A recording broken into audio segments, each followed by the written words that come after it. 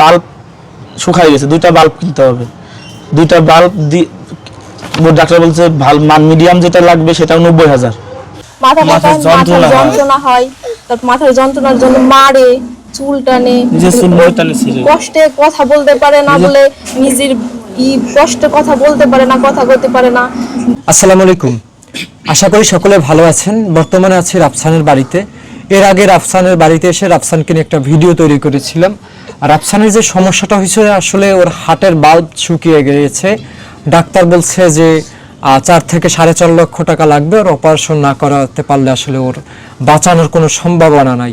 এবং বাচ্চাটা আসলে যে কষ্টটা ফিল করতেছে, যে কষ্টটা পাচ্ছে প্রতিনিয়ত, যে আয়শা দেখলাম ও নিজের মাথা নিজে এরকম আঘাত করতেছে, নিজের মাথা নিজে ফ্লোরের সাথে বাকি দেওয়ালের সাথে যখন যেটা পায় সেটা দিয়ে আঘাত করতেছে। এবং ওর যে আসলে হার্টের বাল্ব দিন দিন শুকিয়ে যাচ্ছে। তো ওর ওজন কতটুকু? ওর ওজন হলো 6 কেজি। 6 কেজি। ওর বয়স কত? 6 কেজির থেকে অনেক কম, 5.5 কেজি। 5.5 কেজি। তো আপনাদের যাদের বাচ্চা আছে, আপনারা একটু চিন্তা করে দেখবেন যে একটা বাচ্চার বয়স 2.5 বছরের উপরে, সেই বাচ্চার 5.5 কেজি ওজন। তো এই বাচ্চার আসলে কতটুকু সমস্যার কারণে, কারণ এই যে ও বড় হচ্ছে না, বাকি ওর ওজন বাড়তেছে না, ও যে এই যে দিন দিন শুকিয়ে যাচ্ছে, এই যে অবস্থা, এইগুলোর কারণ আসলে ওর শরীরের মধ্যে যে মরণবেদী রোগ, এইগুলোর কারণ। জন্মগ্রহণ করার পরে ওজন হয়েছিল মাত্র 1 কেজি 800 গ্রাম হয়েছিল। 1 কেজি 800 গ্রাম, 600 গ্রাম, 1 কেজি 600 গ্রাম, 600 গ্রাম, পরে কমে 400 গ্রাম হয়ে গেছে। পরে পরবর্তীতে 1 কেজি 400 গ্রাম হয়ে গেছে, ভিতরে কমে 400 গ্রামে চলে আসছে। আচ্ছা, এরপরে কি কি কি কি সমস্যা ধরা পড়লো? হসপিটাল মানে একটা স্বাভাবিক বাচ্চা তো মনে হয় 2-3 কেজি ওজন নিয়ে জন্মগ্রহণ করে, 10 মাস 2.5 কেজির উপরে থাকে। সেখানে আপনার বাচ্চা ধরেন 1.5 কেজি ওজনের। তো আসলে এটা মানে মানে পুষ্টিকর অবস্থান বাদ দিয়ে মানে ওর পরিপুক্ত হওয়ার জন্য, পৃথিবীতে আসার জন্য আল্লাহ তাআলার হুকুমেই আসছে। কিন্তু একটা স্বাভাবিক বাচ্চারা যেভাবে জন্মগ্রহণ করে, ওর থেকে ধরুন অর্ধেক অবস্থায় জন্মগ্রহণ হয়। তারপরে জন্ম হওয়ার পরে ও বুকের দুধ চাইতে খায় না। বুকের দুধ খেতে পারে না? বুকের দুধ খাইতে পারে না। এখন পর্যন্ত কি খেতে পারে? এখনো খাইতে পারে না। আমি বুকের দুধ অনেক কষ্ট করে গালে গালে খাওয়াইতাম। ডাক্তার বলে চেষ্টা করতে করতে সময় চলে যায়, কিন্তু মাসের পর মাস চলে যায়, কিন্তু ও গালে নেয় না। তারপরে গালে গেলে খাওয়াইতাম। তারপরে ওই দুধ কিনা দুধ আছে, ওই কিনা দুধ লেকটোজেন বা অন্য কোনো দুধ দিলে ওর সমস্যা হতো, পাতলা পায়খানা করতো, ডায়রিয়া হয়ে যেত, অনেক নিউমোনিয়া হয়ে যেত। এই জন্য ওর দুধ বলে ডাক্তারে বললো যে গেলেই খাও, এইভাবে যতদূর পারো ততদূর চালাও।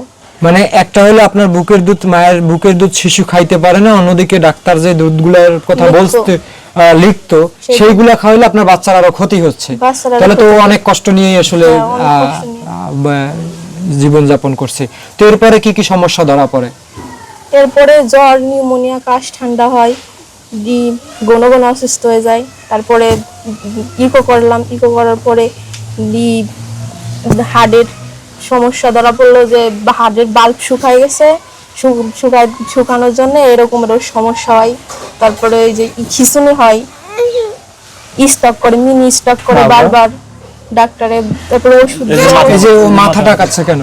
মাথার যন্ত্রণা হয়, তারপর মাথার যন্ত্রণার জন্য মারে, চুল টানে, কষ্টে কথা বলতে পারে না বলে নিজের কষ্টে কথা বলতে পারে না, কথা বলতে পারে না।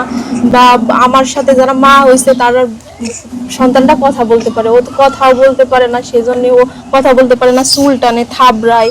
তারপরে ওর মাথা গুতায়, মাথায় যন্ত্রণা করে, যে সময় মাথা টিপে দেয়, আস্তে আস্তে টিপে দিলে পারে চুপচাপ থাকে। তারপরে